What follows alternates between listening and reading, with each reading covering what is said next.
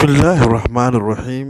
Walaalayaal, dhibaatooyinka iyo musuubada uu leeyahay xanuunkan ba'an ee loogu yeero coronavirus aad iyo aad ayuu khatartiisa u badan tahay. Dhammaan dunidana wuu ku saaqay, wuxuuna kasoo biloomay wadanka China, gaar ahaan magaalada Wuhan. Haddana wuxuu saameeyey ugu yaraan dhowr iyo 40 dal oo caalamka ku yaala iyo ka badanba, tiro lagu qiyaasayo. Afrika ugu dambeyn wuxuu gaaray wadanka Kenya iyo Ethiopia oo laga sheegay kiisaskiisa. Haddaba wacyigelinta aanu caawa wado waxaa ka mid ah in nadaafadda lagu dadaalo. An-nadaafatu nafsul min al-iimaan.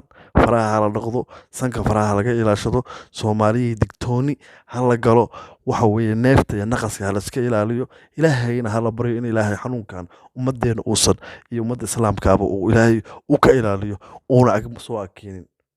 Ilaahay waxaan ka baryaynaa in ummadda islaamka xanuunkan uusan akeenin, annagana Ilaahay hanaga ilaaliyo, ummadda islaamkana Allah ka ilaaliyo, ummadda kale oo Ilaahay abuurtayna intii u qorayna dee waxa weeye way arkaysaa, laakiin Ilaahay waxaan ka baryaynaa inuusan akeenin, caruuraheena ka ilaaliyo, annaga naga ilaaliyo dhammaanteen. Aad baad u mahadsantihiin walaalayaal.